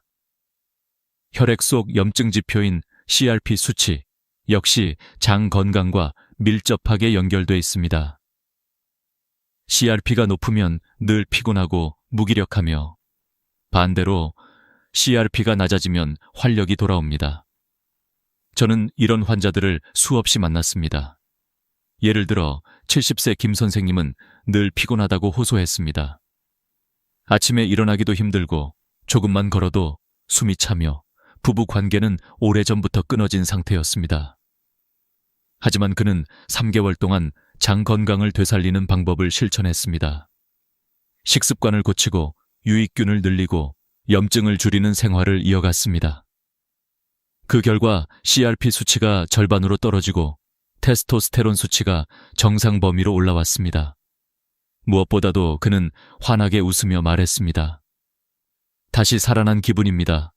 아내와 손을 잡고 산책하는 게 이렇게 즐거운 줄 몰랐습니다. 여러분, 문제의 본질은 뿌리에 있습니다. 우리가 지금까지 놓치고 있었던 것은 바로 장이라는 뿌리였습니다. 나무의 뿌리가 건강해야 가지가 푸르고 꽃이 피고 열매가 맺히듯 장이 건강해야 우리의 삶이 활력으로 빛납니다. 그러므로 여러분은 더 이상 보약이나 영양제에만 의지할 필요가 없습니다. 그보다 먼저 몸의 뿌리를 돌보아야 합니다. 그래야만 활력이 돌아오고 자신감이 되살아나며 잃어버린 삶의 기쁨을 되찾을 수 있습니다. 이제 저는 그 뿌리를 어떻게 되살릴 수 있는지, 생활 속에서 구체적으로 무엇을 해야 하는지 하나씩 말씀드리겠습니다. 단순히 듣고 지나칠 이야기가 아니라 여러분이 오늘부터 바로 실천할 수 있는 길입니다. 제가 환자들에게 늘 강조하는 것은 단순한 약이나 보약이 아니라 생활 속에서 뿌리를 살리는 구체적인 방법입니다. 뿌리가 회복되면 나무는 스스로 살아나듯이 몸도 자연스럽게 활력을 되찾습니다. 그래서 저는 되살림 설계도라고 부르는 4가지 원칙을 환자들에게 알려드립니다. 이 4가지는 아주 단순하지만 꾸준히 실천하면 누구나 확실한 변화를 경험할 수 있습니다. 첫 번째는 잠입니다. 많은 분들이 나이가 들면 원래 잠이 줄어드는 것 아니냐라고 생각합니다. 하지만 의학적으로 보면 그것은 사실이 아닙니다. 수면의 질이 떨어지기 때문에 깊이 자지 못하는 것이죠. 장은 밤에 가장 활발하게 회복하고 재생합니다. 그런데 숙면을 취하지 못하면 장은 제 기능을 다하지 못하고 결국 호르몬 생산도 줄어듭니다. 연구에 따르면 하루 6시간 이하로 수면을 유지하는 남성들은 테스토스테론 수치가 평균 15% 낮았습니다. 그러니 깊은 잠을 되찾는 것이 무엇보다 중요합니다. 매일 같은 시간에 자고 일어나며 자기 전 스마트폰과 술을 멀리하고 조명을 어둡게 하는 것만으로도 수면의 질은 눈에 띄게 달라집니다. 두 번째는 운동입니다. 운동은 장 건강과 호르몬 분비에 동시에 작용합니다. 흔히 땀만 흘리면 된다라고 생각하지만 무조건 강도 높은 운동만이 답은 아닙니다. 하루 30분 가볍게 걷기만 해도 장내 유익균의 다양성이 늘어난다는 연구가 있습니다. 여기에 근력 운동을 조금 더 하면 효과는 배가 됩니다. 특히 밴드나 가벼운 아령을 활용한 저항 운동은 노화로 줄어드는 근육을 지켜주고 테스토스테론 분비를 촉진합니다. 제 환자들 가운데는 매일 아침 공원에서 가볍게 걷고 주 2세 3회 밴드 운동을 하며 체중이 줄고 활력이 돌아온 분들이 많습니다. 세 번째는 식습관입니다. 장은 먹는 음식에 따라 바로 반응합니다. 기름지고 짠 음식, 인스턴트 음식은 해로운 균의 먹잇감이 됩니다. 반면 채소와 과일 속의 섬유질, 콩류와 곡물은 유익균을 살립니다. 특히 발효식품은 필수적입니다. 김치, 된장, 청국장, 요구르트 같은 음식에는 살아있는 유산균이 풍부합니다.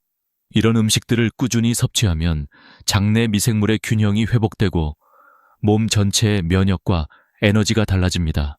한 연구에서는 발효식품을 매일 먹는 사람들이 그렇지 않은 사람들에 비해 염증 지표가 낮고 활력이 높다는 결과가 나왔습니다. 네 번째는 체계적인 점검입니다.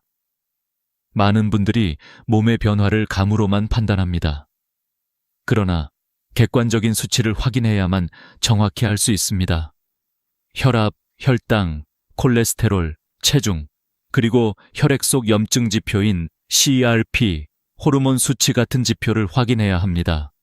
예를 들어 어떤 환자는 늘 피곤하다고 했지만 검사를 해보니 빈혈과 낮은 테스토스테론 수치가 동시에 나타났습니다. 원인을 알자 치료 방향이 분명해졌고 불필요한 약을 끊을 수 있었습니다. 여러분도 최소한 1년에 한 번은 건강검진을 통해 이런 지표들을 확인하시길 바랍니다. 이 4가지 원칙은 별것 아닌 것처럼 보이지만 바로 되살림 설계도입니다. 숙면으로 몸이 회복하고 운동으로 근육과 호르몬이 살아나며 올바른 식습관으로 장이 회복되고 수치로 현황을 점검하며 방향을 잡는 것.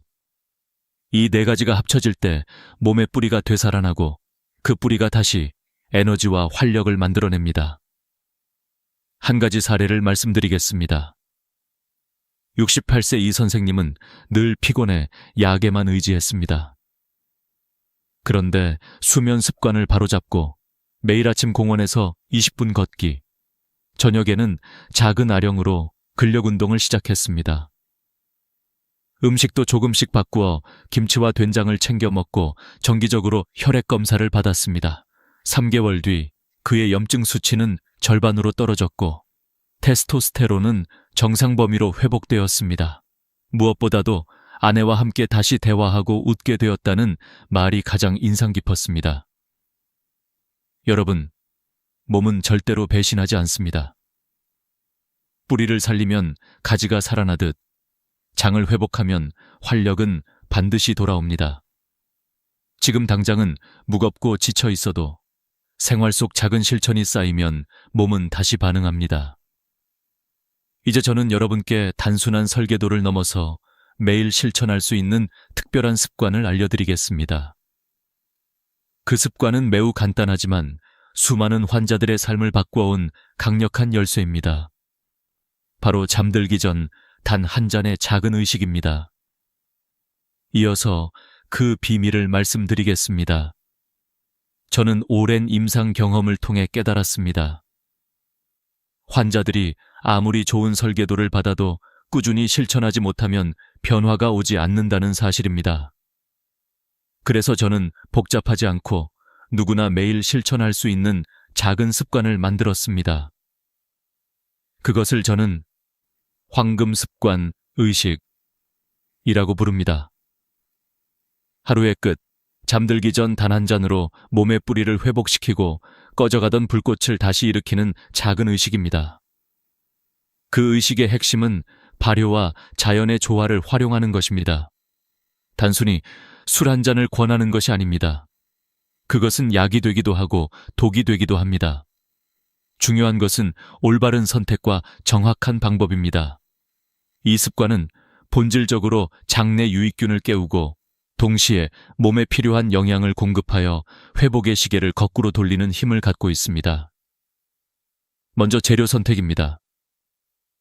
막걸리를 예로 들면 반드시 생쉥이라는 표시가 있어야 합니다.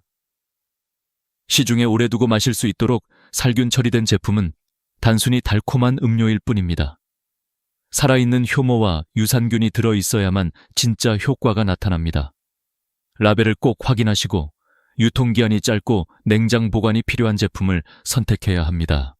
또한 인공 감미료가 들어간 제품은 피하는 것이 좋습니다. 그것은 오히려 장내 환경을 해칠 수 있기 때문입니다. 두 번째는 함께할 파트너입니다. 바로 천연 꿀입니다. 꿀은 단순한 단맛이 아니라 유익균의 먹이가 되는 올리고당을 풍부하게 담고 있습니다. 또 꿀에는 미네랄과 아미노산, 항산화 성분이 들어있어 장내 환경을 정화하고 몸의 회복을 촉진합니다. 특히 꿀에 함유된 붕소라는 미네랄은 남성 호르몬 분비와 직접적으로 연결됩니다. 그래서 꿀은 단순히 맛을 더하는 것이 아니라 몸의 기계를 되살리는 핵심 연료가 됩니다. 세 번째는 황금 비율과 시간입니다. 많은 환자들이 얼마나 마셔야 합니까? 라고 묻습니다. 정답은 의외로 간단합니다. 막걸리 반컵, 약 100ml, 꿀 한 큰술. 이 비율이 가장 이상적입니다. 더 많이 마시면 간에 부담을 주고 적게 마시면 효과가 줄어듭니다. 그리고 반드시 잠들기 전 1시간. 이 시간이 황금 시간입니다. 왜냐하면 장은 우리가 자는 동안 가장 활발하게 회복하고 재생하기 때문입니다. 유산균과 꿀이 이때 들어가면 그 효과가 극대화됩니다. 네 번째는 온도와 방법입니다. 술은 시원해야 한다는 고정관념이 있지만 치료 목적으로는 다릅니다. 냉장고에서 막 꺼낸 차가운 막걸리는 오히려 장을 위축시킬 수 있습니다. 냉장에서 꺼내 10분 정도 두었다가 살짝 시원할 때 마시는 것이 가장 좋습니다.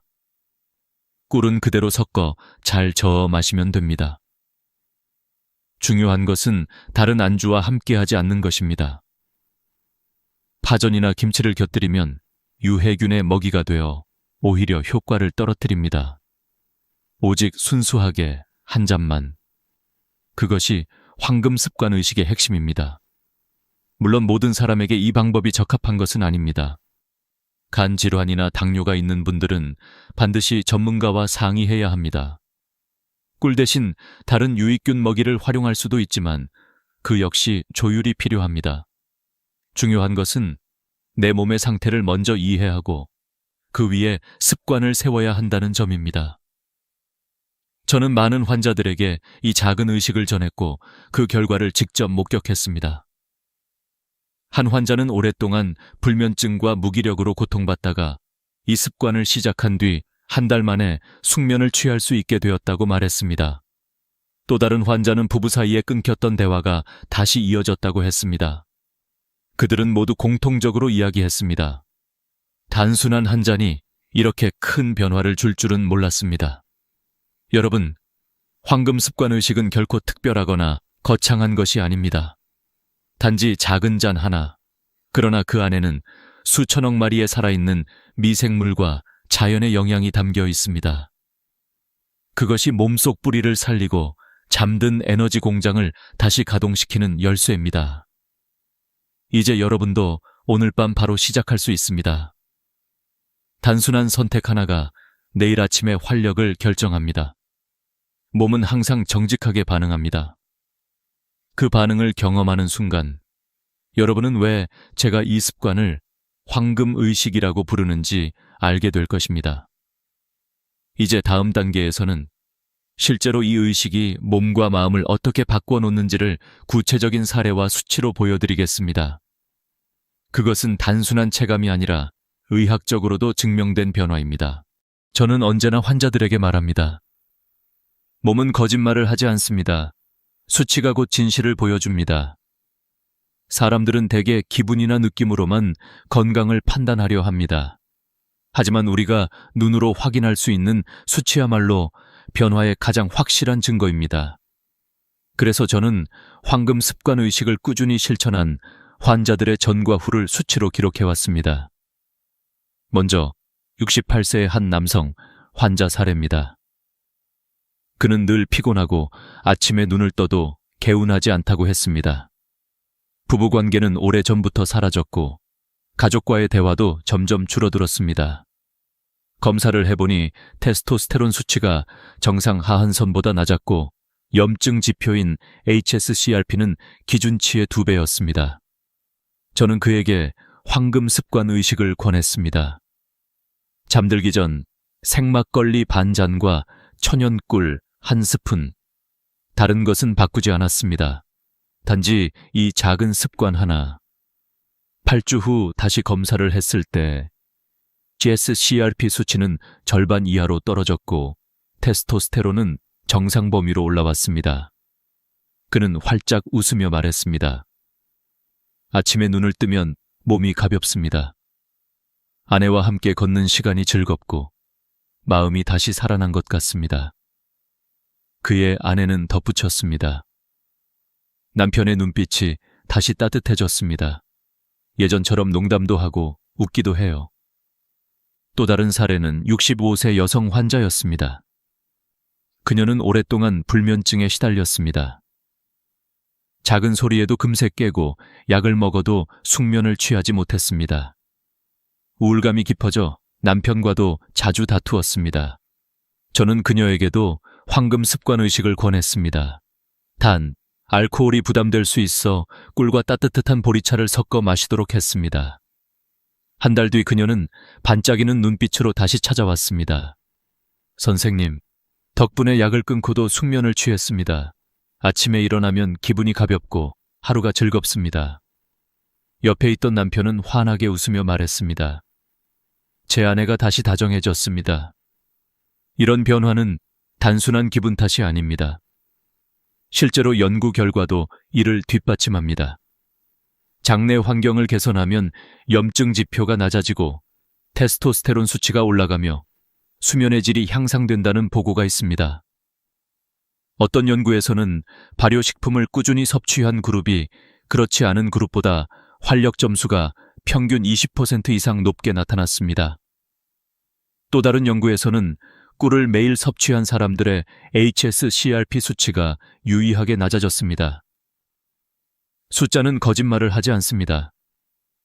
수치가 내려가고 몸이 가벼워지며 마음이 밝아지는 것. 이것은 단순한 우연이 아니라 과학적 근거에 기반한 변화입니다. 하지만 제가 가장 소중하게 여기는 것은 수치가 아니라 사람들의 눈빛입니다. 수치가 좋아진 뒤 환자들의 눈빛은 달라집니다. 희망을 잃었던 눈동자에 다시 빛이 돌아옵니다. 부부 사이에 잃어버렸던 따뜻함이 돌아옵니다. 어떤 환자는 저에게 이렇게 말했습니다. 선생님, 저는 이제 다시 아내의 손을 잡을 수 있습니다. 그것만으로도 제 삶이 달라졌습니다. 여러분, 수치는 단지 시작일 뿐입니다. 그 수치가 변하면서 삶이 변하고 마음이 변하고 관계가 변합니다. 이것이 바로 황금 습관 의식이 가진 힘입니다. 이제 저는 마지막으로 이 습관을 통해 우리가 반드시 지켜야 할 교훈을 전하고자 합니다.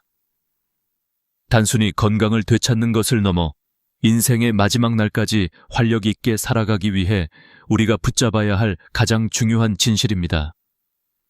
이제 우리는 분명히 알게 되었습니다.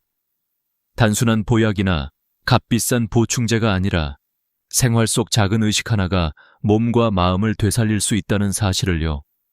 그렇다면 마지막으로 남은 질문은 이것입니다. 나는 어떻게 살아야 하는가? 저는 수많은 환자들과 함께하면서 3가지 교훈을 얻었습니다. 첫째, 자신을 돌보는 것은 이기심이 아니라 책임이라는 것입니다. 우리는 평생 가족을 위해, 자식을 위해, 직장을 위해 살아왔습니다. 그러다 보니 스스로를 돌보는 일에는 인색했습니다. 하지만 몸이 무너지면 가족도 함께 무너집니다. 내가 건강해야 내 가족이 웃을 수 있습니다. 둘째, 작은 습관이 큰 변화를 만든다는 것입니다. 거창한 목표나 복잡한 계획은 오래가지 못합니다. 그러나 잠들기 전 단 한 잔, 아침에 20분 걷기, 매일 같은 시간에 자고 일어나기, 이런 단순한 습관이 쌓여 몸의 뿌리를 살리고 삶을 바꿉니다. 실제로 많은 환자들이 거창한 약이나 치료법이 아니라 이런 작은 습관에서 삶의 변화를 경험했습니다. 셋째, 포기하지 않는 용기입니다. 어떤 환자는 처음 며칠 동안 속이 더부룩하다고 했습니다. 어떤 분은 금세 효과가 나타나지 않는다며 의심했습니다. 그러나 끝까지 실천한 사람들은 공통적으로 말했습니다. 몸은 반드시 반응합니다. 여러분의 몸은 결코 배신하지 않습니다. 단지 시간을 주고 꾸준히 실천해야 합니다. 여러분, 이제 선택은 여러분의 몫입니다. 오늘 밤도 무기력하게 TV 채널만 돌리며 하루를 마무리하시겠습니까? 아니면 단 한 잔의 황금 의식을 시작하며 새로운 삶의 문을 여시겠습니까? 지금 이 순간의 작은 선택이 내일의 아침을 결정합니다. 저는 여러분께 간곡히 부탁드립니다. 스스로를 위한 작은 선물을 주십시오. 잠들기 전 한 잔의 황금 습관 의식, 그것을 자신에게 허락하십시오. 그 한 잔을 마시며 스스로에게 속삭이십시오. 오늘 나는 충분히 잘 살아왔다. 내일은 더 활기차고 강하게 살아갈 것이다. 이 작은 다짐이 여러분의 몸과 마음을 지켜주는 최고의 약이 될 것입니다. 마지막으로 저는 여러분께 이렇게 말씀드리고 싶습니다. 나이는 단지 숫자일 뿐입니다. 진짜 나이를 결정하는 것은 몸의 활력과 마음의 빛입니다. 여러분은 여전히 젊을 수 있고 여전히 사랑할 수 있으며 여전히 웃을 수 있습니다. 그 길은 멀리 있지 않습니다. 오늘 저녁 단 한 잔에서 시작됩니다. 시청해 주셔서 진심으로 감사드립니다. 만약 오늘의 이야기가 여러분의 삶에 작은 울림이 되었다면 좋아요와 구독 버튼을 눌러주십시오. 그리고 이 영상을 가족과 친구들에게도 널리 공유해 주십시오. 여러분의 댓글 한 줄이 다른 이들에게도 희망이 될 수 있습니다. 저는 앞으로도 여러분의 건강한 동반자가 되어 나이를 넘어 삶을 활력으로 채울 수 있는 이야기들을 전해드리겠습니다. 그러니 꼭 채널을 구독하시고 다음 이야기들도 놓치지 마시길 바랍니다. 오늘 밤 여러분의 몸과 마음에 다시 불꽃이 피어나길 기원합니다.